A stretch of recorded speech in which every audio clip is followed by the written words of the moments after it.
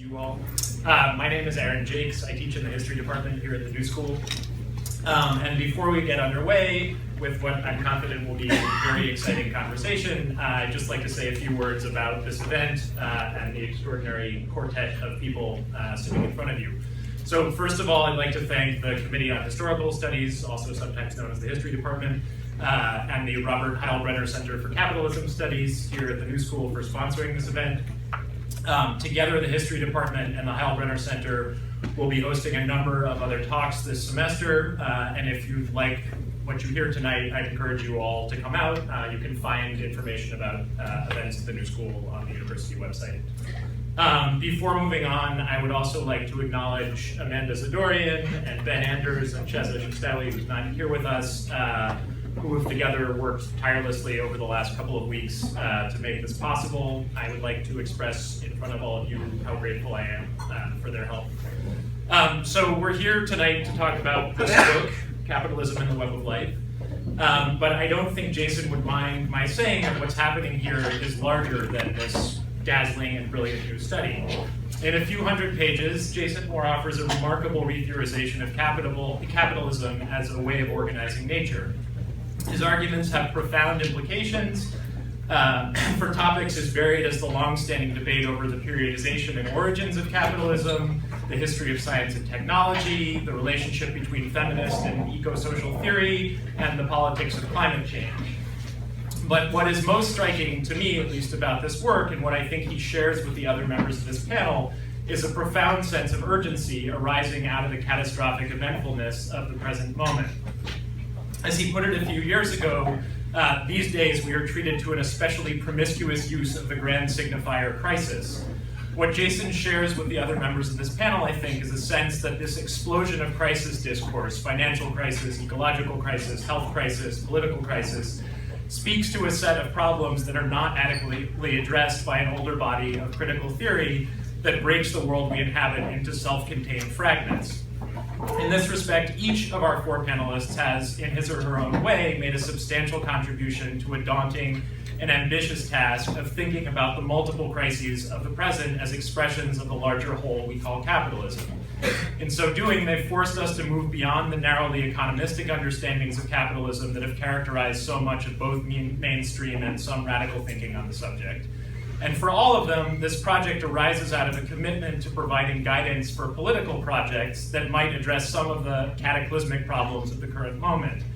In reading their work, I've often been struck by the ways in which their passing reflections on this task recognize, in a way that I think is rare for scholars and authors of their stature, their indebtedness both to the dead labor of their predecessors and to the kinds of creative intellectual collaboration, both direct and indirect, that such a momentous project necessarily entails. So I think tonight we have an opportunity to hear and participate in that shared endeavor in real time.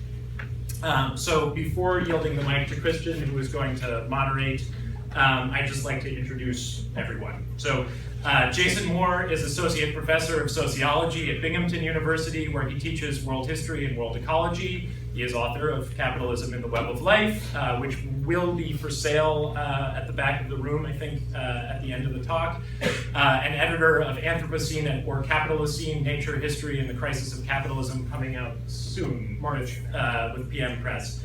He writes frequently on the history of capitalism, environmental history, and social theory, and he's also presently completing Ecology and the Rise of Capitalism, an environmental history of the rise of capitalism, and also with Raj Patel, 7 Cheap Things, a world ecological manifesto, both with the University of California Press. He's a coordinator of the World Ecology Network, and he generously posts pretty much all of his essays on his website, so you can go read more there. Nancy Fraser is Henry A. and Louise Loeb Professor here at the New School for Social Research and Professor too at the Center for Gender Research at the University of Oslo. She also holds the chair in Global Justice at the Collège d'Études Mondiales in Paris. And her most recent books are Transnationalizing the Public Sphere, Nancy Fraser Debates Her Critics, and Fortunes of Feminism, From State-Managed Capitalism to Neoliberal Crisis. The recipient of 5 honorary degrees, she is currently working on a book called Capitalism Crisis Critique, Critical Theory for the 21st Century, and she's been publishing a series of essays that I think are preparatory for that work. Eli Zaretsky is professor of history here at the New School. His works include Why America Needs a Left, Secrets of the Soul, A Social and Cultural History of Psychoanalysis, and Capitalism, the Family, and Personal Life. He is a frequent contributor of incisive commentary on political affairs in the United States, and I would encourage you all to take a look at the New School's electronic journal, Public Seminar, where Eli's essays and those of many other people can be found. And finally, he is the author of Political Freud, just out with Columbia University Press, and although it is not announced on the History Department website yet, we will be celebrating the launch of this book here at the New School on February 24th at 6. Okay. And finally, Christian Parenti has a PhD in sociology, co-supervised in geography from the London School of Economics, and is a professor in global liberal studies at New York University. His latest book, Tropic of Chaos, Climate Change and the New Geography of Violence, explores how climate change is already causing violence as it interacts with the legacies of economic neoliberalism and Cold War militarism. The book involved several years of travel and research in conflict zones of the global South. He is also published very widely as a journalist and essayist in outlets including The Nation, Dissent, Huffington Post, and Jacobin, and he's currently working hard on a book that we heard a little bit about earlier today. Is it entitled The Environment Making State? No, but that might be in the title. Okay, somewhere in the title, that is where it will be. So I will leave it at that and pass it over to Christian. Okay. So yeah, I'm just a moderator, and that means I'm going to be strict with time. Jason will talk for 20 minutes, lay out the basic arguments of the book. Then we'll have Nancy speak for 10 minutes and Eli for 10 minutes. And I apologize in advance. I'm going to try and keep us to time because I've no doubt there's going to be questions. So, take it away. All right, thank you very much, and thank you, Aaron, who has done a prodigious job organizing this event and also a day-long workshop that we were all active in until just a little while ago, Christian and I and Aaron. So today we are going to talk about this strange book, Capitalism and the Web of Life. What could this mean? Well, this is a book that really came out of about 2 decades of working out David Harvey's ideas on the and Neil Smith's, the late great Neil Smith's ideas on the co-production of nature. And if the co-production of nature really makes sense to us, then that begins to unsettle everything that we think about the political economy of capitalism, the history of capitalism, and how production and reproduction work, and so forth. So the big question that we've been posing in this conversation is, how do we join the accumulation of capital, the pursuit of power, and the co-production of nature as an organic and evolving whole? To ask this question asks us to move beyond the political ecology of the environmental history of what I call green arithmetic. Nature plus society equals the whole. Well, what if those categories do not add up? That is, what if we are living in a world in which human and extra-human natures are bundled at every turn? And what happens if we begin to move from the philosophical claim, which feels very good to an environmentalist sensibility, that yes, humans are a part of nature, to asking, how does that notion that human activity and human organization, from family to empires to world markets, how are those questions of organization and activity bundled already with the rest of nature unevenly and asymmetrically in historical change? So what we say with world ecology, and we have the hyphen in the middle of this, is not a theory of the world, is not a story of the ecology of the world, but rather a story of how power, production, and reproduction, symbolic and material all at once, are bundles of human and extra-human nature. So in this, world ecology builds on a long train of green thought, but also seeks a synthesis with Marxist and feminist approaches. Feminist approaches that emphasize that unpaid work is indeed central to the course of capitalist development, and of course much beyond. And the Marxist point that the accumulation of capital does indeed pivot on something we can call abstract social labor. But as I try to show in this book, and as the conversation has evolved, that what Marx called in this, and what Marxists have taken up as a law of value, which always sounded very turgid and remote and not very useful to me, if we start to look at how Marx dealt with the question of value, of how value is socially necessary labor time works in the world, we begin to see that at every turn it is co-produced with the rest of nature, but not across this abstract human, extra-human divide at all points, but rather through a zone of capitalization, a zone of the cash nexus, a zone where capital largely bears the cost of its own production, and a zone of going out into the world. This is the work of states, of empires, of various scientific revolutions, cartographic, botanical, of how capital and states move out in the world to seek to appropriate natures for free or very low cost. And so there is a sense in which the law of value is indeed a law of cheap nature, and in which capitalism is premised on frontiers of cheap labor power, food, energy, and raw materials. So once we start walking down this road, it unsettles our methodological premises, our narrative strategies, our conceptual frames for explaining modern world history as if nature really matters. Of course, that means the present is history as well. So the ecology in world ecology is refers to what we would call the oikos, which is a way of naming the generative, creative, multi-layered, contingent, and yet patterned pulse of life-making on Earth. So this speaks to a very deep green sensibility, but immediately we try to take a historical, geographical, and a Marxist sensibility that just like we wouldn't use production in general to talk about the history of capitalism, we wouldn't take the idea of nature in general. That we would look at historical natures as both the field upon which capitalism unfolds and a set of planetary relations that capitalist agencies seek to transform. So this means that the web of life is both a product of capitalist development and a producer of it. And in this, capitalism doesn't act upon an external and abstract nature, but develops through the web of life, always historically, geographically specific, but in combined and uneven and patterned ways. So we have this idea of capitalism and its development as not only a producer, but a product of the web of life. And we try to move successively towards more specific historical, geographical formulations. And what the book does is it sets up a lot of these broad philosophical claims that have been in some ways in the ether since the 1970s, and tries to move towards a rethinking of political economy, and we'll get to that in just a moment, and a rethinking of the history of the modern world to see that uncapitalized labor and land has been at the center of capitalist development from the very beginning, whether we're talking about the conquest of the New World and the slave trade, or we're talking about successive coal and oil and fossil fuel regimes.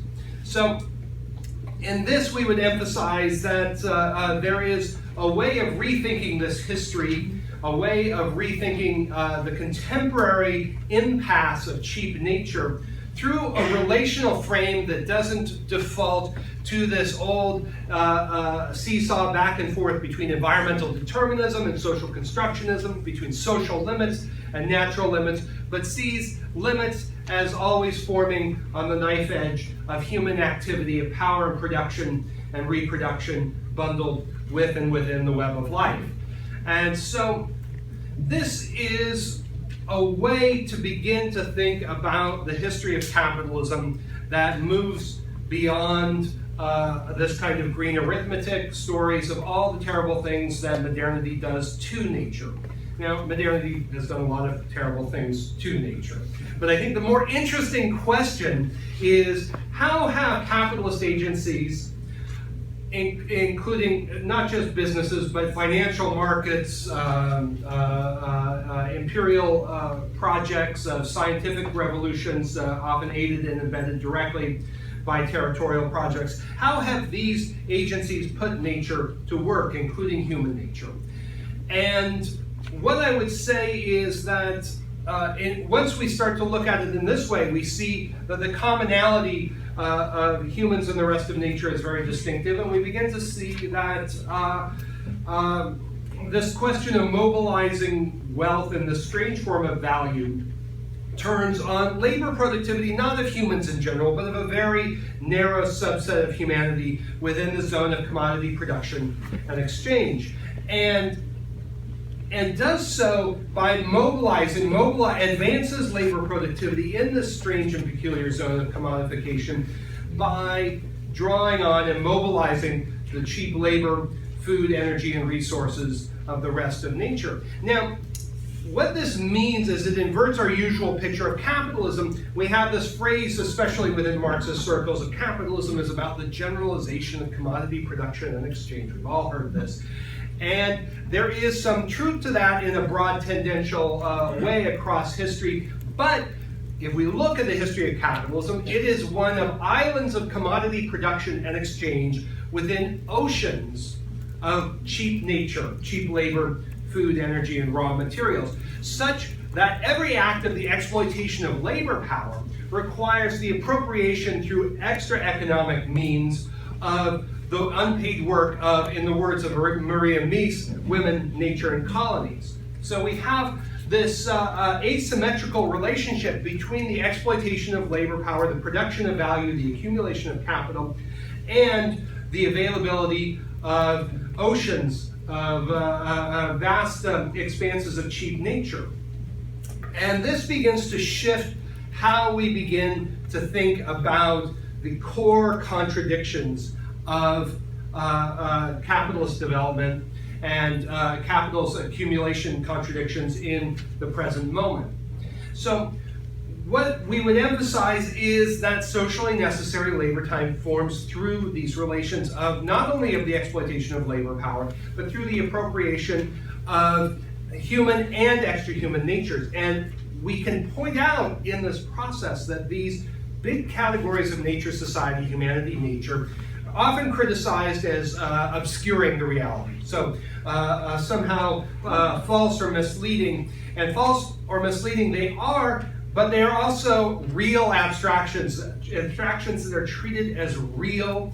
This distinction of humanity or society and nature has had real operative force in our world. And if we look at the rise of capitalism across the centuries after 1450, we see that most humans were not part of society. You can go to Ireland and see the English discourse in the 16th century around civility and savagery. You can go to the Andes in the 1570s and see the Castilians calling indigenous peoples there naturales. We can be reminded that the word society in its general sense, the way that we use it today, only comes into widespread circulation after the middle of the 16th century in England. Now, what happens at that moment? Well, the defeat of Kett's Rebellion in 1549, the intensification of English colonial rule in 1541, there is a decisive moment at which the agrarian and urban class struggle turns against workers and peasants in this era and colonized peoples in England, at which society becomes an important word and gains its modern meaning. So these are not just ideas floating out in the ether, but nature society drips with blood and dirt every bit as much as bourgeois and proletarian. And once we start down this road, I think that we can begin to see that value is more, even in Marx's sense, I think is more than an economic moment. That I would retain the economic moment, and I think that the production of value is socially necessary labor time tells us a lot. But I think that we have a systemic relation of value that involves not only the production of abstract social labor on a world scale, but also includes in a broad sense the European rationality of world domination that Weber talks about, that includes things like the emergence of new forms of world money and world financial systems. The Amsterdam Bourse, the stock market, trades 340 odd commodities in 1639. There are derivative practices, And this is a financial system that is deeply and intimately related to a far-flung material, ecological, social revolution that goes from Potosi in present-day Bolivia to the Baltic, to Southeast Asia, to the cod and herring fisheries of the North Sea and North Atlantic. And finally, I would say that in thinking about this law of value of capitalism as a system of cheap nature, that we would emphasize the territorial state, including empires, emerging as a pivotal mediating force. This is what my colleague Christian Parenti calls a necessary political membrane to the cyclical and long-term reinventions of the relations that unify world nature, world power, and world capital.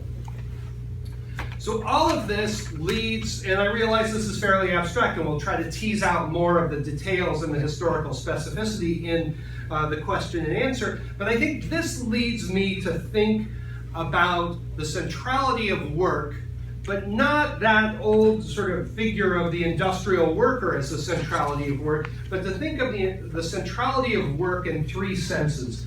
The transformation, yes, of commodity production through technical advance and organizational restructuring. But let's remember that each of those great waves of technical advance and industrialization in modern world history have depended upon the appropriation of massive frontiers of cheap nature, the conquest of the New World in the early modern era, and yes, there was an industrialization in that era as well. Of course, the coal and steam revolution, which involves the opening of massive subterranean frontiers, again with oil. And if we think about what those revolutions did, especially the so-called Industrial Revolution of the 19th century, what they accomplished was a massive amplification of a system of treating the whole of uncapitalized labor as a force of production set in motion in the centuries after 1450. We have, and with this, it is not only a story of resource frontiers, it is far more than that. The story of the first and second industrial revolutions, not to mention the agrarian transformation of Europe in the 17th and 18th century, is the story of expelling labor from agricultural production, the transformation of peasantries into proletarians that precedes the emergence of large-scale industry. So we need to pay attention to the mobilization of unpaid work, both in its ongoing sense, but also in the crystallized form of human beings raised to adulthood to be capable of wage work, but raised outside the circuit of capital, so largely free to capital. And so the gist of all of this cheap nature strategy is to, yes, set in motion capitalist production, to capitalize some production, but to do so in a way that is also linked up to the transformation of natures outside the circuit of capital, to bring them in, to not pay the reproduction costs as much as possible, and to find all manner of cultural and technical ideological fixes to sustain these forms of cheap labor power and production. So when we talk about cheap nature, I would emphasize four major forms, and I've sort of walked through these, but I'm just going to repeat these because I think they bear repeating. Cheap labor, food, energy, raw material. And from a simple kind of economic, historical, geographical perspective on the history of capitalism, we can see that every great wave of capital accumulation has depended on a critical mass of these four cheaps coming together. And indeed, it is the accomplishment of successive waves of new imperialisms, new extractivisms, new industrializations, new agricultural revolutions, new scientific revolutions that always tightly cluster in specific moments of world history. We can think of the era of the late 19th century that eventually gave rise to the post-war Fordist era. We can think of the era of the later 18th century that gave rise to large-scale industry, that we see these new forms of territorial and imperial power, new forms of technical advance, new scientific and cartographic, botanical revolutions, all come together. And these are crucial because the surplus capital problem that is imminent to capitalist development, that capital always is generating more wealth in the form of capital than it can reinvest profitably. The resolution of that is powerfully and indispensably and pivotally linked to the production of new cheap natures on a massive scale. So the railroad and steamship revolution of the 19th century is a classic instance of this, that it was the dominant absorber of surplus capital in the world. Why was it so profitable? Well, that's a long and complex story, but we can say that encircling the planet in these ribbons of steel opened up the possibility for sucking the human and extra-human wealth of the planet into the vortex of capital in a way that was unprecedented in human history. And we can tell a similar story. We don't need steam and fossil fuels to tell this story. We can tell a similar story of the unprecedented landscape and environmental revolutions of the early modern centuries. In the 16th century and the 17th century, we saw an environmental revolution unprecedented in its scale, scope, and speed put together. So these economies of speed, this acceleration of history, does not require the fossil fuel sector to make it go. But fossil fuels did provide an extraordinary frontier of cheap nature that did really shape how we think about economic and accumulation crisis, and led to a certain way of thinking about accumulation crisis and over-accumulation crisis that was really unduly focused on the problem of overproduction, precisely because the long fossil boom, and it was more than just fossil fuels, but the long fossil boom meant that overproduction was the enduring problem of capitalism from sometime in the early 19th century. But early capitalism's problem was exactly the opposite. It was a problem of underproduction. And Marx talks about this. He talks about, people forget this, but he says, look, capitalism's industrial dynamism is so great that it tends to run necessarily ahead of the supply of raw materials, so circulating capital. Not the circulation of capital in a financial sense, but the circulating moment of capital. And what happened is that political economists, not least Marxists, forgot that circulating capital actually matters quite a bit because it is related to problems of profitability and problems of surplus capital absorption. So we need to think about how the changing geographical circumstances of the present conjuncture may suggest the possibility of a return to underproduction in Marx's sense. And I think that this is politically important and relevant because in environmental circles we have a lot of catastrophism, and we have a lot of kind of stealth neo-Malthusian thinking that's out there. We need to be able to deal with the particular ways that capitalism itself generates a very specific form of exhaustion and a specific form of scarcity. All right, so how do we wrap this up? Quickly.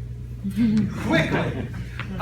So I want to suggest that the present moment is different. And I want to walk really carefully here because, boy, the past 2 centuries of Marxism has been about radicals saying, repent, the end is near. What I want to suggest is that the main way that capitalism has found its way out of crisis has been by setting in motion vast supplies of cheap nature, of these 4 cheaps, of labor, food, energy, and raw materials. And there are signs that we are in a different conjuncture today. So if it is capitalism that will survive, I want to suggest that it is a capitalism that will work in some fundamentally different ways than what we have seen over the past 5 centuries. And I'm going to sort of tick through very quickly a few moments of this. One is the ongoing stagnation of labor productivity growth since the 1970s, something recognized both by radicals but also by mainstream economists like Robert Gordon. Sharply growing surplus humanity for whom there is very little hope for a productive role in the capitalist system as presently constituted. Climate change is having many effects. One of them is that it is rolling back or suppressing the possibility for securing cheap food, which is fundamental to the whole capitalist model, much more so than cheap energy. That we are at a moment where we have rising costs of production across these four chiefs. Yes, we have a temporary downturn in oil, but that's not from a resetting of cheap production costs. Indeed, it's made possible by what seems unlikely to continue, that is a 3-decade or so period of cheap money, of cheap credit on a world scale. So part of what I would emphasize is that we need to look at these questions of world power, world money, and world capital together, and we need to root them in ongoing transformations, both of the production of value, but also the reproduction of life and the tensions that emerge from there. So, thank you very much.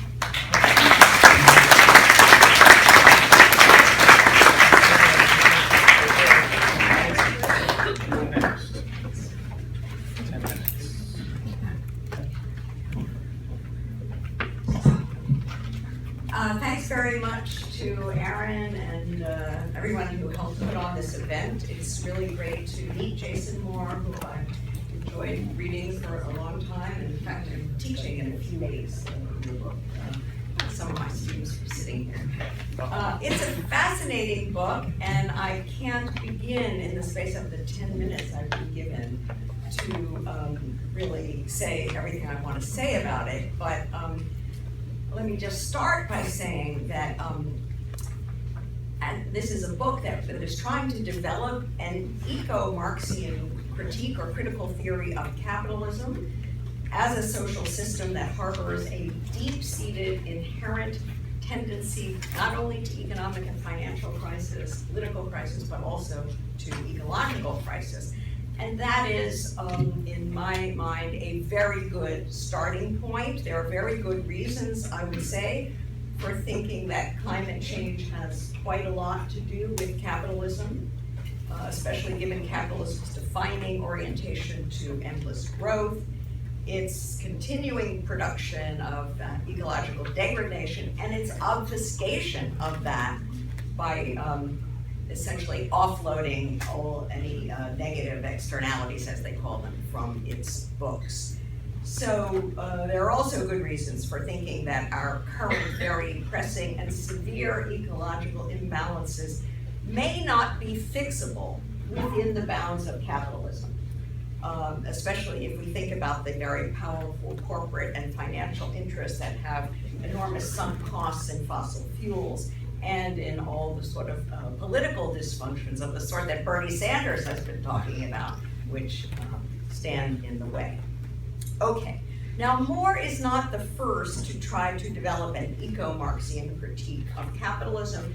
Many of you know some of his predecessors, including James O'Connor, who's a famous theory of the second contradiction of capitalism between the accumulation dynamic and its own necessary conditions of production, among which sustainable nature is one. That there are some affinities here with that idea, although clearly Jason has gone much, much further. We have John Bellamy Foster, the idea that capitalism introduces a metabolic rift into history, especially the Industrial Revolution based on fossil fuels and chemical fertilizers.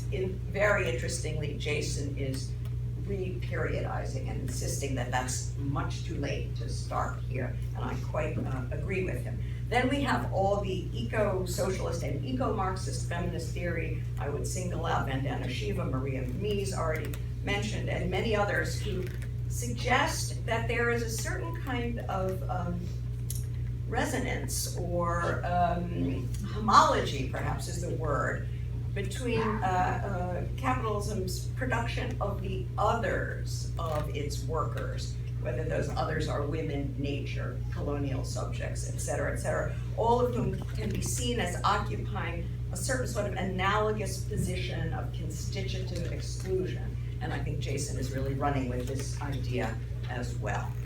Well, all of these efforts involve revising or expanding Marxism to try to encompass this ecological problematic that was never systematically developed by Marx, although not at all one that he was unaware of. Now, these efforts, I think, stand or fall with many things, but one of them is the quality of the Marxism that they work with. Many Marxisms, as you know.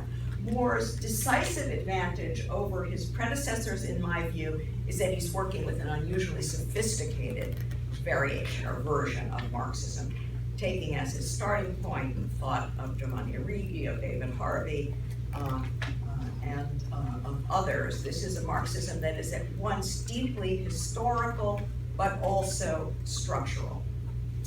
It is one that takes a world systems perspective, and that, as he's just stressed in his remarks, is especially interested in the place of the political and of power, whether we're talking about the role of global hegemons or territorial states and empires.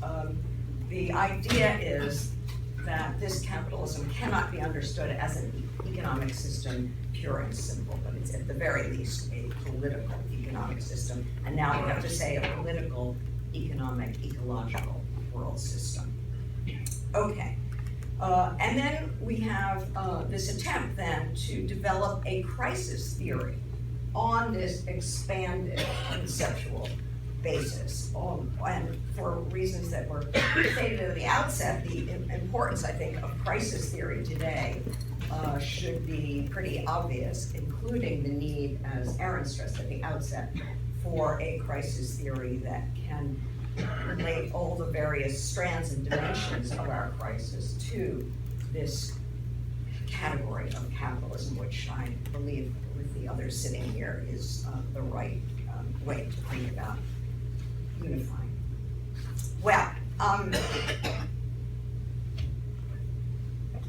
Jason has stressed in his presentation his anti-Cartesianism of the book, which is very powerful in the book. The idea that the split between nature and society is not a good starting point for this sort of critical theory. It is rather a feature itself of the alienated social totality that we are dealing with, and a split, therefore, that has to be explained and demystified rather than simply taking on board. At the same time, however, I think that Moore's framework itself is constructed around another kind of dualism. It's not a metaphysical dualism, but a social theoretical dualism. And it's the dualism between what he calls capitalization on one side and appropriation on the other. He's just explained to you that where the capitalization side pertains to the sphere of relations and processes that capitalism monetizes, its value sphere, or its explicit value sphere. The other side, the appropriation side, pertains, it is in a sense the underside, the not directly monetized relations and processes, the underside of the official capitalism, which is simultaneously indispensable and yet obfuscated. So we're talking here about relations and processes on which capitalized production and accumulation depend absolutely, but which do not show up on the books and on which it free rides. Now, starting with this distinction, Moore lines up a whole series of associated dualisms, some of which he's just explained to you. I'm just going to name them very quickly. On the side of capitalization, we have exploitation. That is the use of human living labor power in commodity production, which is certainly not paid the full value of what it produces, but is paid the average socially necessary cost of its reproduction. I have 2 minutes. All right. On the other side, we have the use of accumulated unpaid human and natural work / energy, which is not paid at all. That is, the costs of its reproduction are not paid. This corresponds with a distinction then between production and reproduction, between an official economy and an off-the-books sort of global zone. Productivity, these are some of the terms that come up in this book. Productivity and plunder, innovation in the sense of temporal intensification on the one side and spatial expansion, conquest, plunder on the other side, conquest of time, conquest of space, production of abstract social labor, production of abstract social nature, production of surplus value, unfortunately we don't have time to explain this, and production and also exhaustion of an ecological surplus, which is the relation of this unpaid work energy to paid work energy, if I understand it properly. All right, Jason has told you how this all depends on the four chiefs on and what is crucial is the frontier between these two zones and whether and how that frontier can be relocated in moments of crisis. He tells us that the capitalized forces of production rely on the appropriated conditions of reproduction, and there are all sorts of very striking phrases in the book. Behind Amsterdam, the forests of Norway; behind Manchester, the Mississippi Delta. Maybe we could say today that behind Silicon Valley or Guangzhou, the Congo, or whatever. Behind all of that, the unpaid work of women, and not only of women, but social reproductive labor in communities throughout the world. Now, this is tantamount to an expanded conception of capitalism. It goes with an expanded crisis theory. I have to say it uncannily echoes some of the stuff that I myself have tried to develop, but it certainly goes way beyond anything I've done on the ecological. I'm gonna just assume that you got from his account, I know, the account of how the crisis works, how this a logic of capitalization appropriation is a contradictory logic in which the drive to capitalize and commodify is sort of pushing back and in a way using up, at least in a relative way, the zone of appropriation, but more and more appropriable natures are always required. And let me just, I'm told that I'm out of time, so I really just want to wait. The main point that I want to make is to raise some questions, okay, about this. The most striking feature of this framework, from what I can see, is the conceptual unification of the ecological problematic with the feminist problematic of social reproduction. We could also say with the anti-imperialist and anti-racist problematic of the expropriation of the resources and energies of people of color and colonized people throughout the world. Now, the way that this is conceptually unified is around, as Jason just mentioned, a concept of work, a very expansive concept of work, in which we basically, he unifies appropriated human work with appropriated non-human energy work. So in other words, we have the labor of women everywhere in reproducing labor power. We have the labor of peasant families and communes that are, at least for a while, outside the commodified circuits of capital producing human beings. And we also have natural processes that over millennia have produced fossilized energy in the earth. This is all work, or he sometimes calls it work energy. So my question is this conceptual unification of all of this under the category of work a conflation? Does it risk obscuring important differences, and what are, above all, between the human and non-human? And I'm not saying that because I have any investment in Cartesianism. I don't. I'm interested in the political implications. Because what is so far missing in this theory, and obviously you can't do everything in one book, but still the question arises, where in this conceptual framework is the space for the action theoretical side of critical theory? You've given us a very brilliant systems theory, Jason, from what I can see, but we want to know where social struggle fits in, where are the social, and by that I mean the human fault lines, whether we're talking about class relations, gender relations, race, colonialism, where is the grammar of struggle, who are the potential agents of emancipation or social transformation, and how does this kind of critical theory enlighten those potential agents of social transformation? One might say, I mean, you could sort of imagine some possibilities. You might think that we have, let's just stick to the human beings, the people who are appropriated on one side, and the people who are exploited on the other side. And of course, it might be very convenient for capital to imagine the major fault line of social struggle as between those two groups.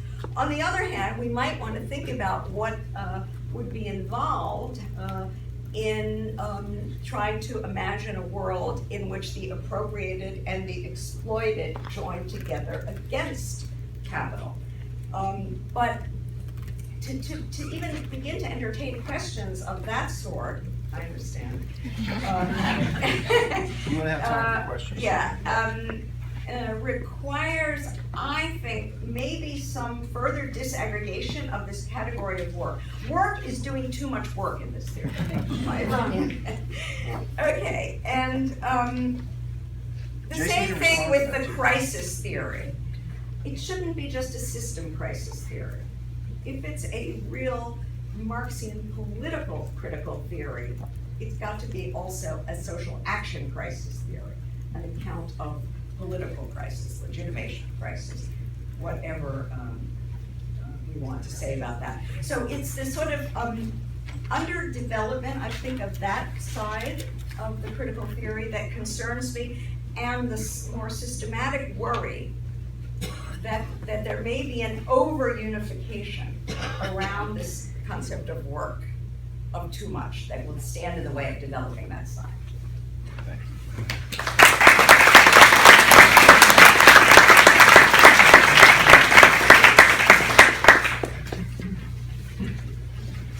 So my thoughts actually follow very nicely onto Nancy's. I also want to raise some questions about the conceptual underpinnings of the project. I share the goal, but I want to raise some questions. So what I want to do first of all is situate the project historically, and then raise three questions, which are all variations of the same question. So historically, our situation is sort of the interruption of Marxist thought after the 70s, which was actually a great period of Marxist thought. We're coming back to it basically 50 years later, and we're not coming back to the same thing. We're rethinking it, and as people have said, expanding it, and rethinking it, but basically, and here Nancy's, I think, well-known article, Hidden Abode, at least sets the agenda for this rethinking, and the rethinking is in terms of three areas of human life or areas of society or whatever that we want to re-understand, but without losing, and this is my concern, without losing the specificity of the Marxist account. In other words, Marx is not a whole theory about everything, and it was never economics. I mean, that's just, if you think that we're moving beyond Marxist economics in the past 50 years, you don't understand what Marx was doing. So there's a specificity that I don't want to lose, but from that specificity, there are three areas that we have tried to sort of expand into and relate and so forth. And the three areas are politics, in my terms, the family and kinship, and I don't like the term nature. I don't know what to call it. Let's call it nature, but I personally wouldn't use the term nature. The world, I'm not sure. But, you know, the ecological. And I think it's very important to understand that these are all different. They're not all rifts. They're not, they can't be understood they're not parallels. So when we rethink Marxism in relationship to politics, it's a different rethinking. than its relationship to ecology or its relationship to the family.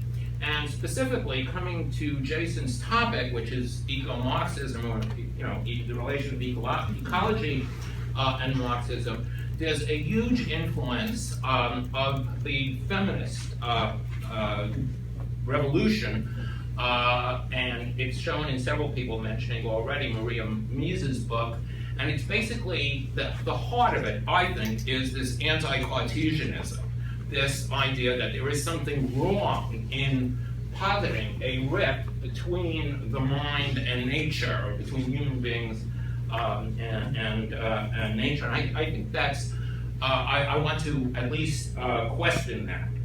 So let me, now, that's the historical setting, is working out a Marxist theory that takes account of these three huge questions that have developed in the last 50 years or so.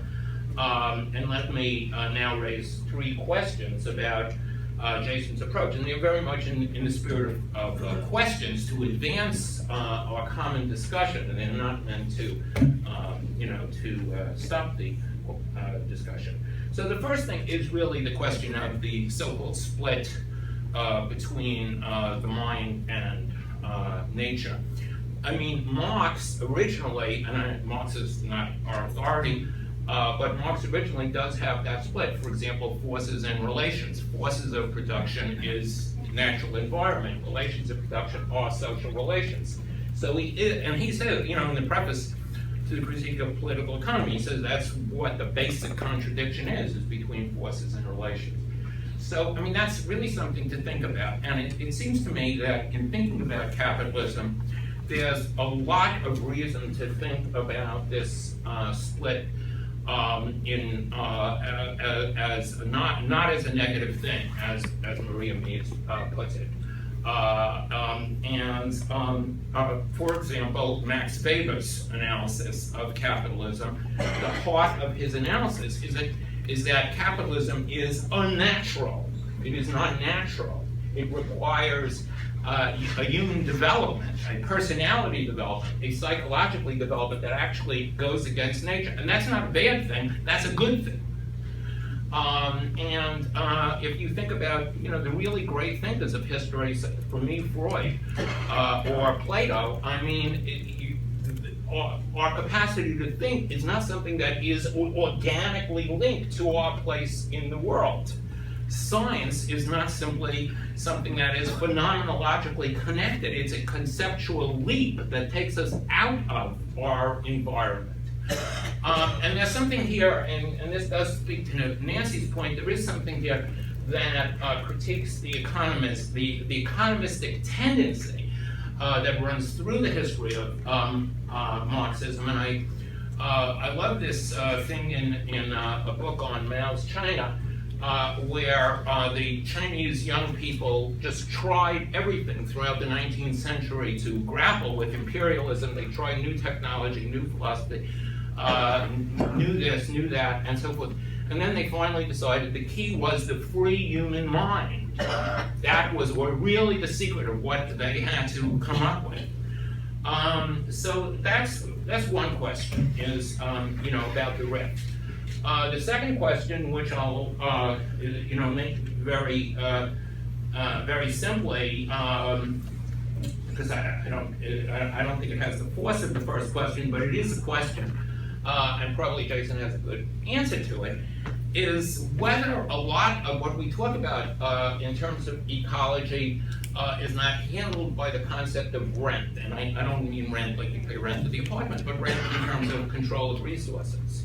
What are we really adding in talking about cheap nature and so forth? What are we adding to the understanding that as capitalism works, it's not just the capital-labor relation that produces wealth. I mean, look at Google; it's the second richest company in the world, and so forth. And what does it have? 300,000 employees, or less, or 30,000, or whatever. But it has rent. It has a place where it controls resources. In that case, information. What about the people who control the rivers, who created the first factories and so forth. So what have we really added there? And then the third example, and I'll end with this, and these examples are all meant to indicate the complexity of the expansion of Marxism, how we expand Marxism, how we develop political analyses of the family, sexuality and gender, analyses of the ecology and so forth, without losing the specificity of what Marxism has had to offer, and at the same time expanding. My third example is the question of the family and the women's movement and so forth. We all know that beginning in the 1970s, we developed an analysis based on Marxism of the place of the family. And we all know, and this was a great discovery, and it was correct, that we pointed out that women's labor was intrinsic to capitalism, and you couldn't understand capitalism just in terms of wage work. You had to understand the relation of unwaged work and so forth. But notice how there is a bent in all our thinking of the last 50 years, and I include Jason in this, a bent toward economism, a bent toward economic reductionism. Because how have we really understood this discovery, which is one of the great discoveries in social theory in our time? How have we really understood it? Capitalism is ripping us off. It's taking advantage of women's labor. We need to reward women's labor. This is true, in the same way as capitalism is ripping us off, it's taking advantage of cheap goods and cheap nature and so forth, which is true. But the other side of that discovery of women's unpaid work was the huge ideological role that women and family play in terms of the cult of true womanhood, precisely because it's not part of the economic system, precisely because it can be reduced to capitalism. There's always that element I see Brock Blackburn, he points this out, in his book on slavery, there's always that element in capitalism of proving that it's always more than money, it's bigger than money. So this is an ideological side to it that we have not developed to the extent that we developed the more economic side. So these are 3 examples, there are 3 questions, and I'll end there. Excellent, thank you. You want to do unpaid work versus rent? The question of reproduction sort of fits into the question of unpaid work. So maybe you want to just answer some of those questions or whatever you heard. Okay, well, thank you, both Eli and Nancy, for these wonderful engagements. Let me see if I can just say a few things, and then we can open it up, hopefully, to more of a collective discussion. First of all, I think that what we are talking about in trying to get to the specificity of relations of power, production, reproduction, everyday life, big power, small power, I think we are debating about the mode or the method of distinction. So it's what I would say is that a post-Cartesian model that emphasizes how human and extra-human natures fit together, both materially and symbolically, allows for a more nuanced, a richer kind of specification of relations of work, energy in general need to be clarified to specific forms of work under specific historical geographical conditions that become patterned over large or small spaces over long or short periods of time. So that's a very abstract answer, but I would say that for me, work, energy, and some of the other big concepts that try to, and you're right to say it this way, to unify these diverse historical geographical processes, that these concepts are, at least in my intention, and I think in the broader world ecology conversation that has been taking root, we're trying to move, as Marx did, from general to determinate abstractions to progressively more specific abstractions. So we're talking about what is the method that gets us to specificity.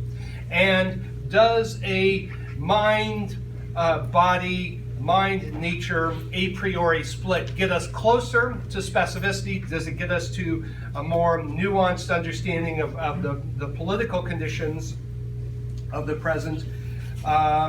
So this is the question: is it dualism or dialectical? Well, is it dualism or dialectics? That's how I would put it. For me, I would start from the question, from the task of specificity. For me, and in terms of where it starts, from how Marx begins his discussion of the labor process with a triple transformation of human bodies, of external nature is Marxist term, and of the relations between them. So what Marx writes about the labor process is true of civilizations, of larger processes. About system, I don't think that I'm doing a systems theory. In fact, I've tried to argue against that at multiple points, including against a number of my colleagues in world systems analysis. For me, it is the point of view of totality, and to understand that totalities are historically and geographically combined and uneven, which means that we are looking at patterns.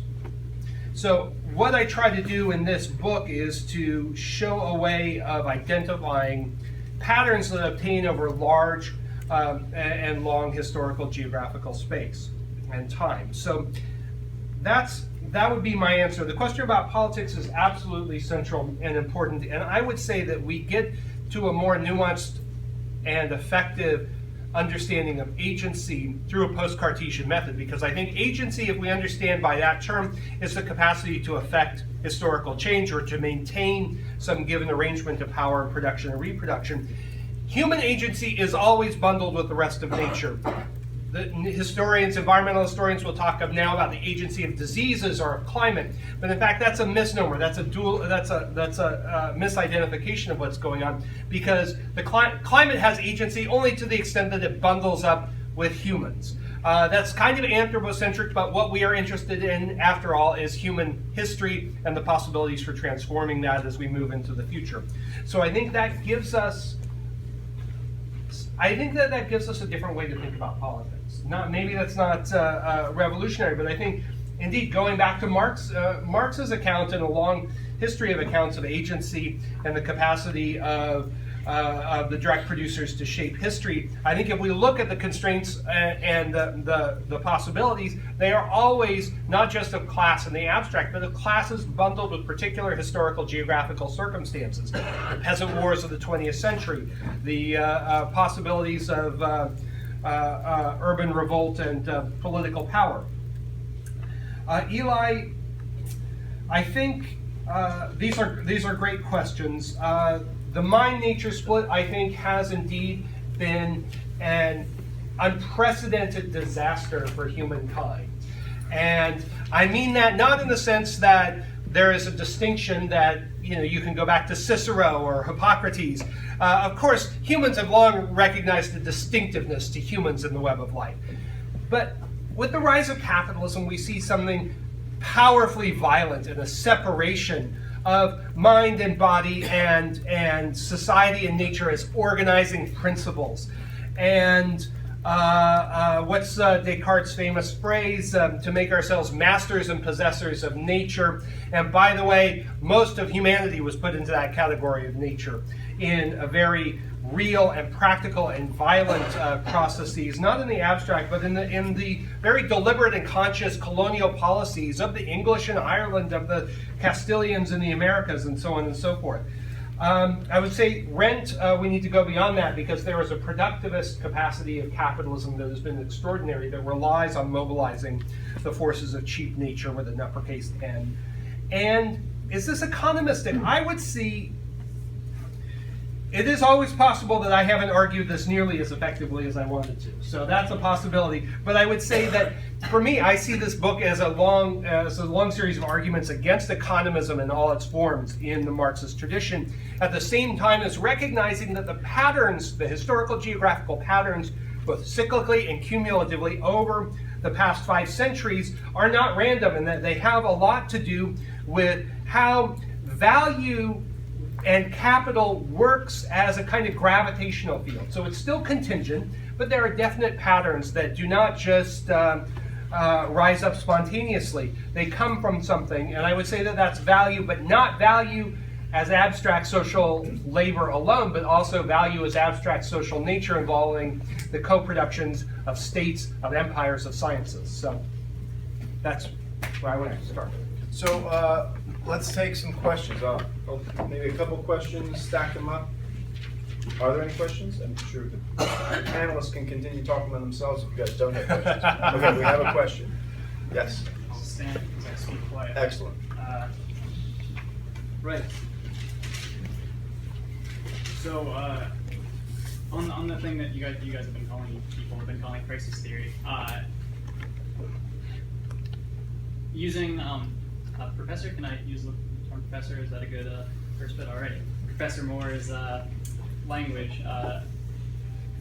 There's been islands of commodity production and exchange among oceans of cheap nature, and so I guess viewing this historical progression to now, the islands have been growing and the oceans have been shrinking. I really want to avoid trying to ask what the future is going to look like, because that's a stupid question.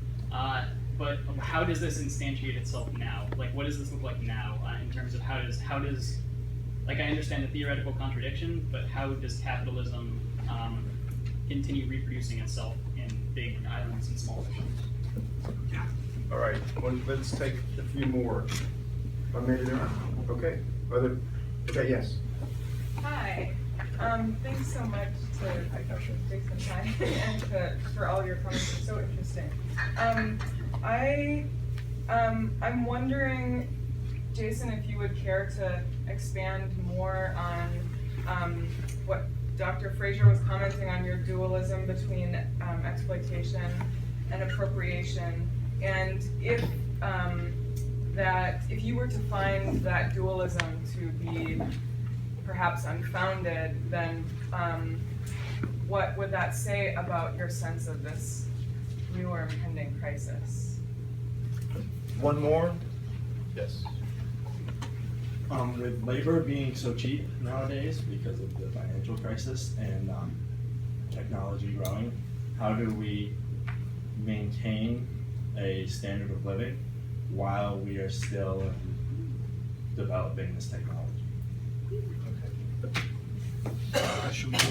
Well, you want to answer those, and then maybe the panelists have questions they want to follow up after he answers these questions?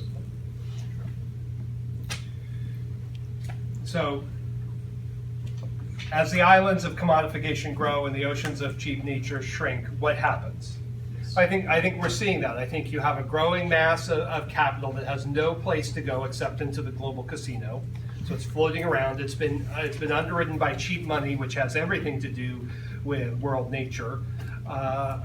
We have rising growing financialization, rising inequality, a growing sort of securitization and surveillance state to keep the restless populations in check. I think we see a lot of what capitalism could and might morph into is even more profoundly unequal, militarized, unequal kind of society in which money is still present, but not organized by the same kinds of logic that we've seen over the past 5 centuries. Exploitation and appropriation is indeed a dialectic because they are asymmetrical. That meets one of our criteria of what is a dialect. Because all dialectics are relational, but not all relations are dialectical. All right. So exploitation and appropriation, and the way that I work it out is, and it's possible I haven't articulated it very well. So let me try now. So the exploitation of labor power does indeed depend upon a disproportional appropriation of cheap nature, and that there is an ongoing contradiction between the two that is only realized through the kind of external event. Of course, this is tremendously schematic, and there is, of course, an ongoing process of the reorganization of geographical space, built environments, both urban and rural, and in the relations that knit together town and country. But the processes of appropriating cheap natures of unpaid work of human and extra-human natures and exploitation are dialectically, the one presupposes the other. And they are asymmetrical, and there is a historical geography to them, just like there's a historical geography to capital and labor. Cheap labor, I think cheap labor is on the way out, and that might be overly bold, but if you look at the history if you do a price history of wages in China over the past 15 years, you see soaring wage prices, soaring unit labor costs. So much so that even at various moments you see a recentering of some forms, for instance, of textile production in the United States. So the Financial Times runs a headline saying that cheap energy in the US is the new cheap labor. So there is an interesting conjuncture in this moment going on.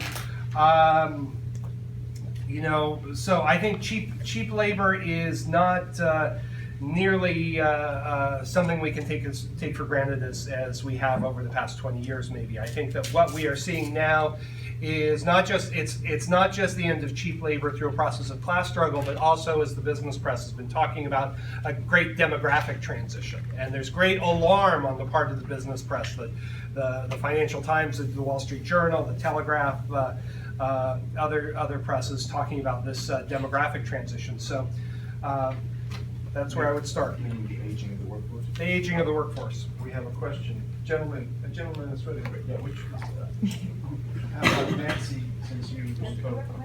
I'll wait. Yeah, you guys go ahead. Well, I don't know if this is the right moment, but I wanted to just follow up on a couple of points.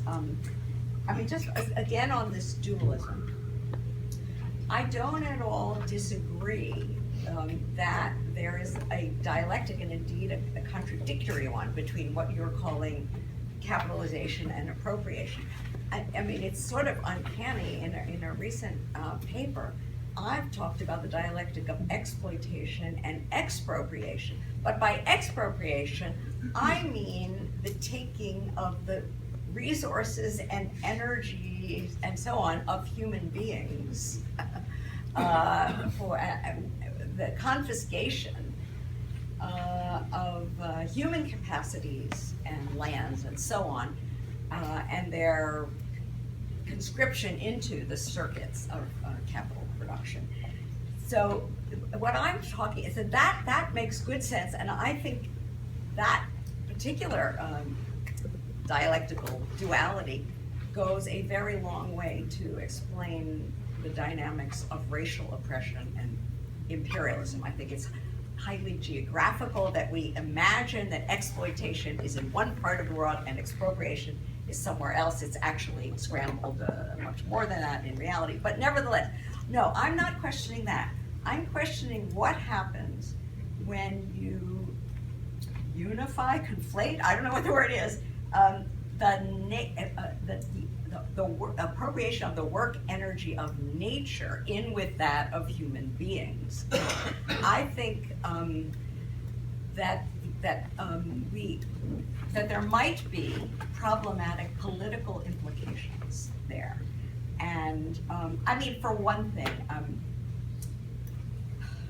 it's one thing to say in a critical vein, as people like Mies who's been quoted here, does, that capitalism constructs woman as nature, or you said the Irish, or whomever it is. You could say, well, what is the solution? Isn't it to move these naturalized humans into the category of humanity? That might be one way to think about it. Do we want the critical theory to reinforce these kinds of identifications? You see what I'm saying? So that's one point, and I do want to come back to the system theory question. By that I didn't mean that it's system as opposed to history and contingency. I meant in the sociology sense, system theory as opposed to action theory. what I am missing here is not history or contingency. I very much appreciate that you are really trying to sort of square this circle of system and history. But what categories you use, even to describe the system, they either has an opening or doesn't, or closes it off in a way to thinking about questions of agency, political agency. This was what my question was about, so I'm just reiterating. On cheap labor today, I just want one final point. It seems to me that labor has become very, very cheap, and that much of it, especially in the historic deindustrialized core, is being paid less than the cost of its social reproduction, which is all about what one aspect of debt and financialization is all about. I don't know whether that would be true in China as well, but again, the geography of all of this is shifting enormously. One thing I would suggest by way of an answer, I mean, if in fact cheap labor is going out, wouldn't that suggest a certain type of politics? Because historically, when labor is dearer, it also tends to be politically stronger. Yeah, maybe I'm missing something in this mind nature thing, but let us think for a second, what would be a good left-wing approach to the ecology problem? We all agree that everybody agrees, right, that there's an ecological crisis. There's no doubt about it. Now, what would be a left-wing approach? It would seem to me that an approach that stresses the way in which human beings are rooted in nature and that sort of thing is, a non-starter as a realistic response to the ecology crisis. The right way to think about it is, to my way of thinking, is to think of our capacities to plan, to understand the kinds of developments in mathematics that have taken place in the last 50 or 75 years, make a completely different relationship on our part to things like how much oil we need, how much steel we need, what the climate will look like. We can predict climate today. We could not predict climate 50 years. We can't really predict it today, but we have much more capacities for prediction and control. Why is that not the way for us to go? To take the position of a responsible species that has the mental capacities to actually think in terms of how to organize economic life, natural life, building, dams, water, food production, and so forth, our collective capacities. Do we need really to think that we're doing that as part of nature? Of course we're part of nature. If you want to think in terms of neuroscience or psychoanalysis or infant development or ecology or a million different ways, but really, what's the thrust of the left? The thrust of the left is rationality. This is what, we are basically living in a very irrational, unbelievably irrational system. The people who run the country, you see how Sanders has come in with a little common sense, and all of a sudden these people look like morons. They've been such a charade. Our strength is in rationality. So why do we have to say, why do we need to say the Cartesian turn was wrong? Because the Cartesian turn was all about rationality. Well, I think if you can, I think part of it is we can look at that model is indeed the kind of model that's advocated by,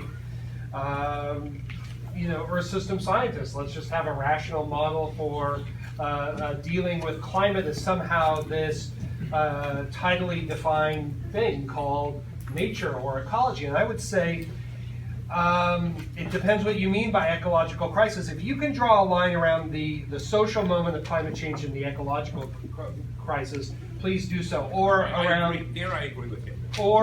But we can carry that forward. We can go to financialization. We could go to the problem of precarity in employment. I think that once we start asking questions of how we are configured, which I totally support this call for some kind of, in Marx's sense, a rational governance of the metabolism of humans with the rest of nature. I totally embrace that. I would say that coming from outside in a Cartesian sense gives a much different politics than coming from inside. And that the rational knowledge of nature is...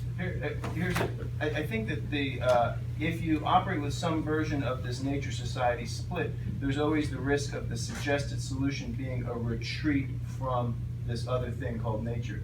And as you're describing, the nature of the problem is not a retreat, but we have to, transform our environment-making role.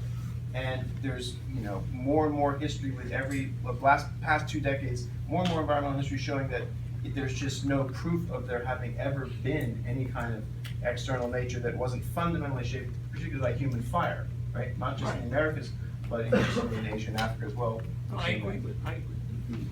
And the politics of conservationism and of protecting nature has a very, very, let's say, uneven political track record. Of protecting nature doesn't always work out so well, and often to a lot of human beings. So there's a kind of replay of an older debate within socialist circles of saying, well, we're going to deal with this problem first, the economic problem first, and then we'll deal with questions of equality. There's a kind of replay of that. Just very quickly on this question, aren't we really talking about different scientific modalities rather than different relations to nature? That is, we are not going to think about nature in reductionist physical terms, but we are going to think of it in biological terms, which are ecological terms, which are, which involve a dialectical relationship, which involve different notions of contingency, different notions of causality, different ways in which life is interconnected. That is actually a scientific way of thinking about the world. Are we getting closer here? We are getting closer. Good. Should we open up for a couple more, another stack of questions? Okay. This young lady, this gentleman behind her, and this guy right there, yes. I just wanted to say that I really like the post-Cartesian dualism part of the book because I thought it helped us move backwards in really important ways, especially back to 1450. We're talking about the ways that culture sort of does a lot of work, especially sort of in terms of appropriation, moving beyond like exploitation and free wage labor, moving backwards and moving also forwards in terms of slavery. Backwards in slavery, forwards in terms of appropriating nature. So I just thought that was really important, and I'm wondering how you would place yourself in terms of the Marxist transition debates, because I think that's important in terms of going as far as you do, and then also forward in terms of cheap nature and what the next cheap nature would be.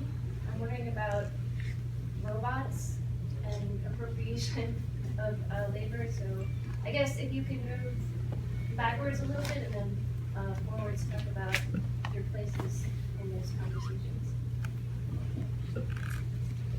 So I have a question about the crisis theory, which I think is Eli's points.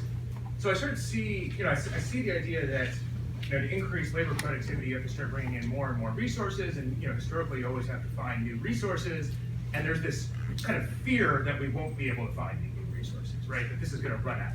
Now, one fact of the historical trajectory is that so far we have, right? So devil's advocate, why not in the future, right? And then a way to put a point on that, if you think that there's some hope for the future, be it socialist or capitalist, if you agree with Eli that there's some rational way for us as non-capitalists, a non-capitalist future where we manage nature, why is it that and this is an honest question. I think there's an affirmative answer to it. I just want to hear it. I don't know it. Why is it that capitalism is incapable of responding rationally to nature, whereas something other than capitalism would be capable of responding rationally to nature?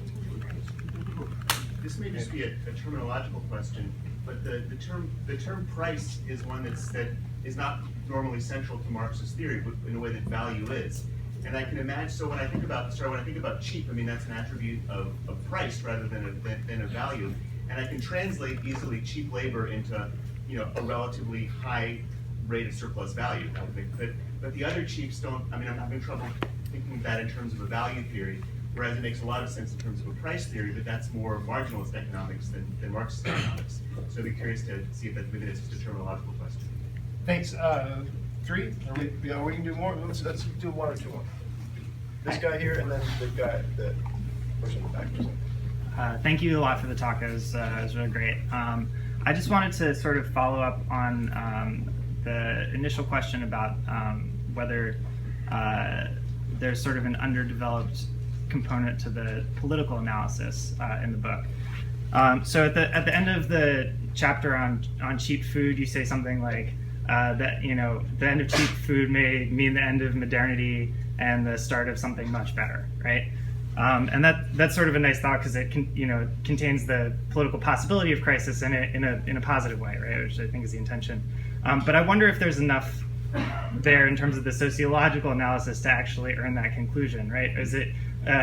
Are movements for food security, for example, enough for us to actually think that that's what's in the cards for us if capitalism is running into these blocks, right? Because in Marx's analysis, you have at least, you know, workers are being organized in factories like armies. They're receiving a political education there, and it's not clear that there's sort of an analogous dynamic at play here. And I also wonder sort of whether the emphasis on value theory, while it's really important and innovative, captures the full weight of the crisis. So there's not a lot of discussion of the sort of things that are going on in Parenti's book, for example, right? In terms of the mass migrations that this is causing, in terms of the like first order effects of, if we want to talk about it that way, of ecological crisis rather than the way that it feeds into the value system. So I was just sort of wondering how you think about that and whether you think that there are particular interstices of political intervention that this analysis points to that just haven't been explained. Thank you for everything. Great. But my question is also on food, particularly a role that animals or other sentient beings are now a part of the food system and of this capitalist dynamic, particularly on this dialectic question of nature versus society and rationality, that sort of thing.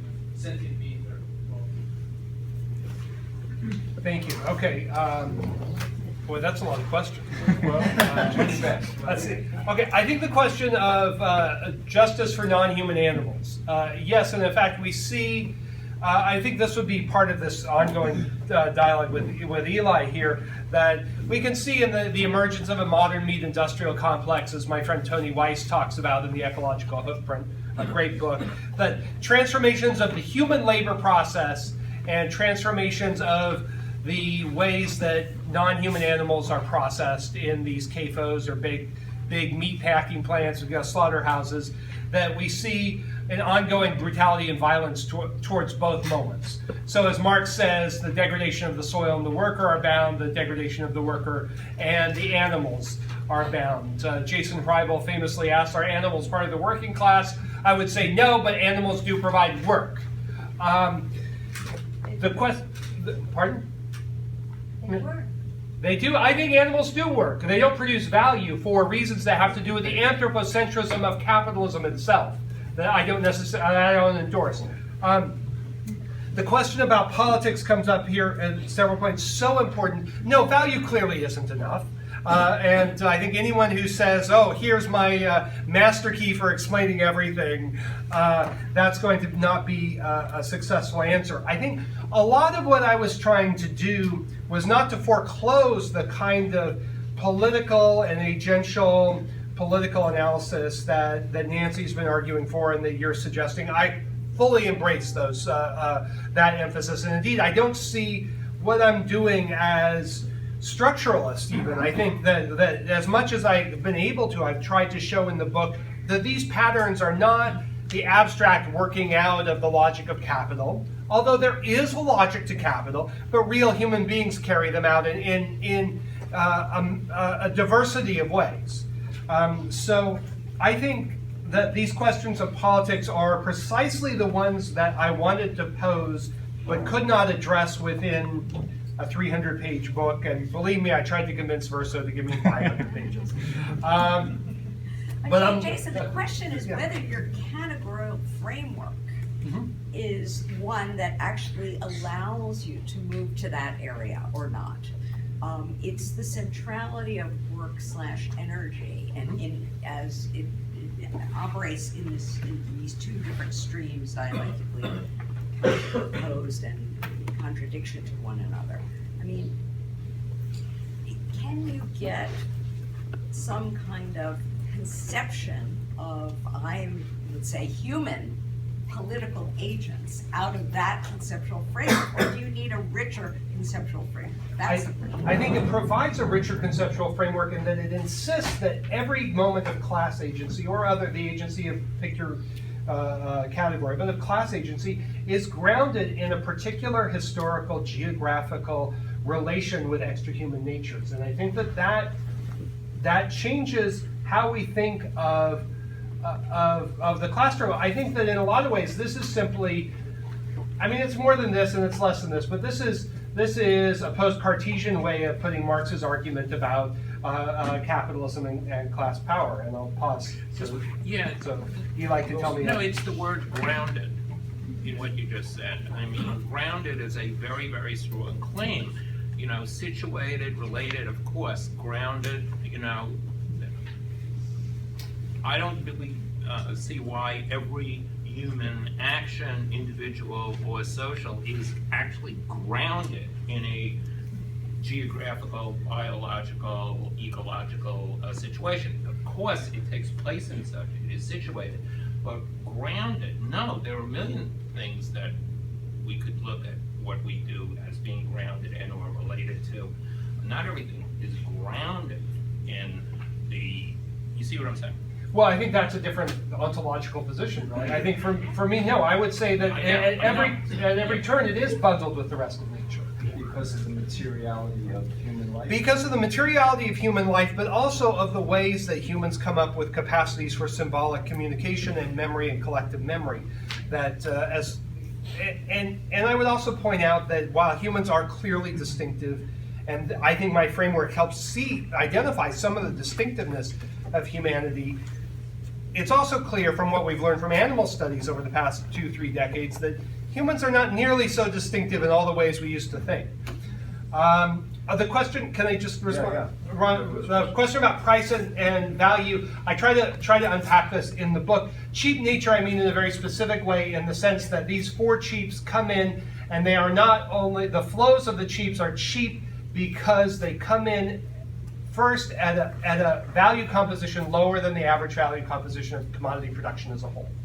And second, that they have a kind of gravitational impact in pulling down the production costs for the system as a whole, but unevenly distributed geographically, of course, in the centers of emergent and leading capitalist powers. And there was also the question about the robots and the future, and then there's also the question about, you know, why should we think that a post-capitalist world would reconcile with the metabolism of nature? Yeah, well, it might not. It might be a post-capitalist world that is all the worst elements of neoliberalism, right? I think it also matters what kind of rationality, and Western rationality has done European rationality, the European rationality of world domination has done a lot of good things. We can get on airplanes, and we have a kind of Western medicine that's very good for trauma and things like that. But it's not good for other things, as we know. It's not good for MRSA or Zika or other problems that are floating around.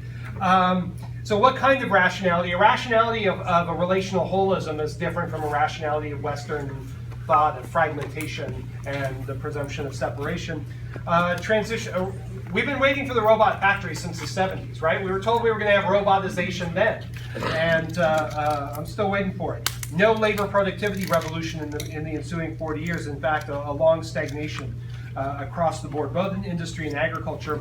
The transition debate, gee, you know, everyone has their special theory. I would say, and the argument that I've made is that there is an early modern breakpoint. It is not a big bang. It is a cascading series, as you point out, of cultural, scientific, territorial, market, production, and also proletarianization. Let's remember proletarianization precedes large-scale industry, and that we see in this long 16th century. Brodel and Wallerstein were right, although they didn't fully understand why.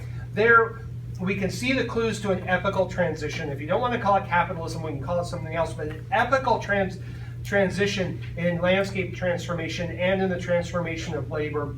Just a tidbit, and I've written about this long catalog of these transformations, but for the first time in human history on a large scale, people follow the commodity.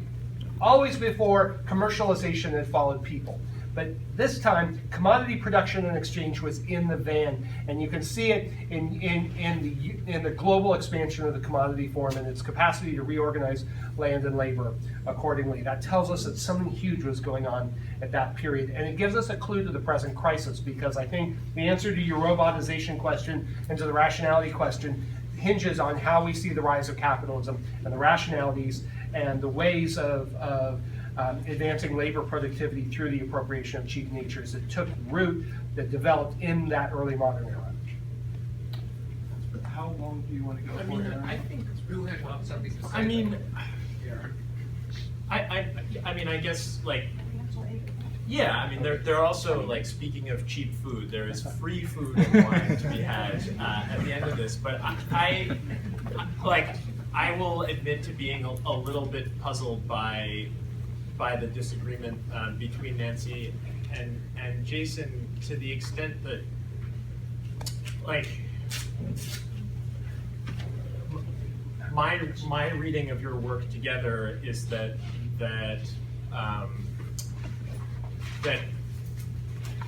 Jason's pointing to a way for thinking about, like, either the ways in which the different kinds of boundaries that you're talking about are co-produced by and for capital. So we can think about, like, global reconstruction not in the terms of Sven Beckert as just a supply problem, but the way in which highly racialized, highly gendered, family-based forms of very violent cotton farming get institutionalized through imperialism in new areas all over the world. And there's this kind of clustering of these relations, and it like what has for me been really fruitful about reading the two of you side by side is that this actually seems to provide a way of thinking about exactly how solidarities would need to be forged, because the boundary struggles are actually related to each other. So if you just have, you know, a feminist struggle that's about paying women for their work, then, you know, you can displace the work of appropriation onto, you know, a brutalized immigrant labor force that's doing domestic labor for you. But if you actually sort of, like, for me, this is just a way, like an optic for actually thinking about how nimbly you would need to construct a political project that actually reads those. Like, I think your concept of boundary struggles is a beautiful way of thinking about this, but that they actually converge in all sorts of important ways, and when they don't converge, you get weirdly one-sided political projects. So, like, that has been the question I wanted to ask both of you all along, and now I've asked it, and so I'm curious to know what you think about that. So, I mean, yeah, I very much appreciate the question, and I've had this very strong experience of, you know, reading someone who is almost like a doppelganger in certain ways. But I mean, that bringing in the concept of boundary struggle helps, because that is an action theoretic category, whereas I understand the concept of the frontier as again, I'm using my clunky sociological language, as a system theoretical concept. In other words, that's a concept from the standpoint of value theory, from the standpoint of the composition of your so-called ecological surplus in terms of the unpaid, ratio of unpaid to paid work. So in a sense, what you've described here, what your crisis theory gives you, is what the crisis is for capital.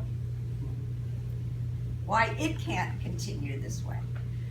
Now, what I agree with that. I think that's a good half of the story.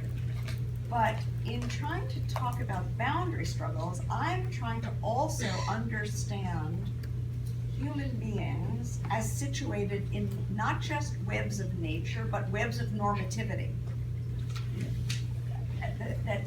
That this peculiar way of dividing humanity, nature, production, reproduction, I think economy, polity is a very fundamental division. And I'm very influenced by, sadly, we just lost Ellen Wood, who's, I think, one of the great thinkers of that division. I mean, for me, that means that the sort of this divided up territory that we inhabit comes already saturated with normative ideals that are in tension with one another, and that we find ourselves as divided beings with these different normativities. And I think those provide some resources, so they're in some cases quite problematic resources for struggle. All of this introduces what I'm calling the action theoretical side of the story. I think you've got a phenomenal systems theory, and much more powerful than anything else that we have on offer in anything that's so far been called eco-Marxism, that's for sure. But what I've been pushing is to try to understand how human beings as sort of normatively situated beings, not just contributors to value production.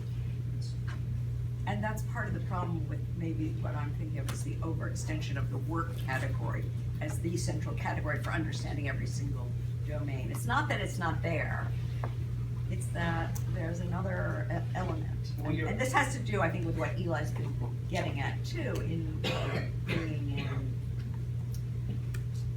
I mean, you think of the family, this whole problem of social reproduction, as bringing with it a set of, you could say, ideals, ideologies, and they're both at the same time, and self-understandings that are not only those of I'm getting ripped off because I'm not getting wages for housework. That's all true and important, but so it's this other dimension that I've been trying to push for by bringing up this boundary struggle idea. I think the contrast between boundary struggle and your notion of commodity frontier would be a way of crystallizing this difference, which is a difference I want to reiterate that I would situate against a huge area of agreement.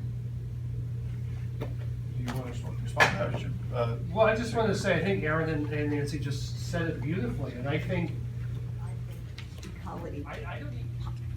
economy, polity is a very fundamental division, and I'm very influenced by, sadly, we just lost Ellen Wood, who's, I think, one of the great thinkers of that division.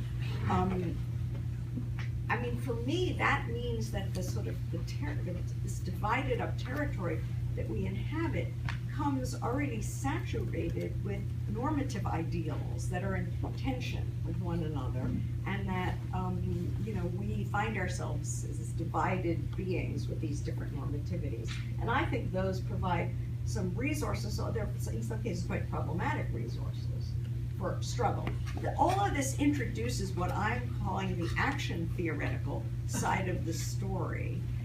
I think you've got a phenomenal systems theory, and much more powerful than anything else that we have on offer in anything that's so far been called eco-Marxism, that's for sure. But what I've been pushing is to try to understand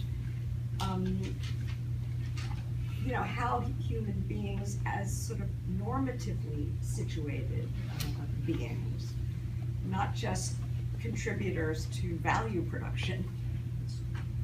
And that's part of the problem with maybe what I'm thinking of as the overextension of the work category as the central category for understanding every single domain. It's not that it's not there, it's that there's another element.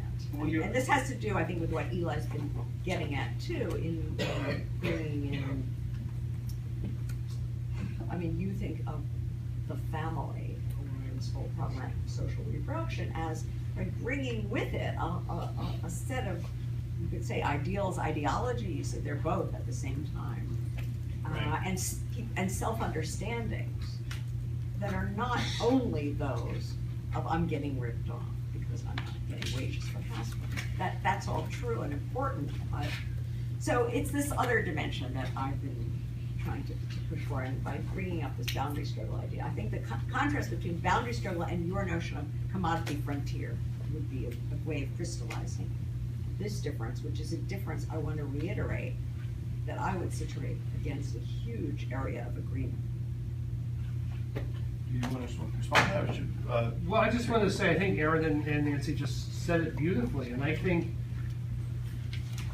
I don't even know that I don't know that that's a disagreement. And I think we would agree there are frontiers of capitalization. There are places where money doesn't reach, and so on and so forth. And there's also a long history of commodity frontiers and big primary commodities, sugar and oil and wheat and forest products, that do move across the planet. And yet that clearly can only be a beginning to a political project that has to deal with questions of subjectivity and normativity.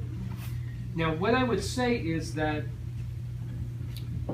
we need to understand, in a sense, the successive capitalist classes, bourgeoisies, as having a subjectivity and a normativity that turned on civilization and barbarism or savagery of nature and society. So I would just say that was my own sort of modest attempt to point that, and also to point that what struck me after the cultural studies and cultural history wave, much of which I really liked of the 80s and 90s and early 2000s, was we unpacked all the dualisms, the West and the rest, and the past and the present, and around race and around gender and all the rest of it, but we never got to understanding how those were all connected, I think, in powerful and real and often subjective ways to this language of barbarism and civility of nature and society. So I think that is part of, I think that is much, I think what we're saying is that there's a complementary, there are points of tension, but that fundamentally that there are, at least my reading of your work, and I've had the same experience that you share, is, wow, there is a moment here, and that these ideas are out there in the ether, and that we need both. We need this subjective, normative moment, and we need to understand how capital works, and we need to put them together. They're like two halves of the amulet. I would say that a couple of unsung heroes here in the background. I mean, it's so easy to trash people like this, but O'Connor's second contradiction, it's clunky language, but this whole idea of the background conditions of the production, we're both very indebted to that, and it's time that someone gives him a shout out. James O'Connor, yes! Okay, a couple more questions from the audience? Good. Okay. And we have, Yeah, let's make you guys the last question. And we'll wrap it up. No, I just I think that there's a lot of progress here, and I'd like to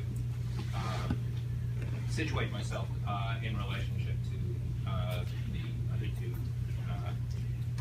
3 or 4 people here.